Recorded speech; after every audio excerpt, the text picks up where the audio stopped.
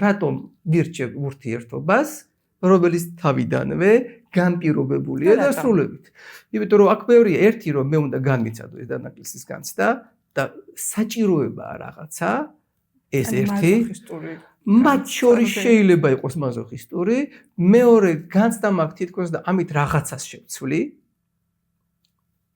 და ესე ვთქვათ, ჩემს ნარცისული განცდა მაქვს, რომ მე ჩემს პარტნიორს ამას მოვერევი.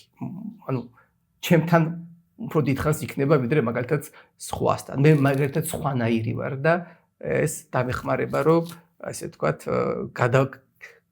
გადავტეხო პროცესს. მაგრამ მე არასდროს ვიტყვი, რომ ჩემი ურთიერთობა ამასთან დასრულდება.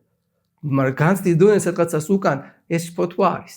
და კიდევ არის ერთი საინტერესო შფოთვა, რომელიც დაწყებიდან ურთიერთობის, რომელიც გაცნობიერებული მაქვს ერთგვარად, გააზრებული მაქვს.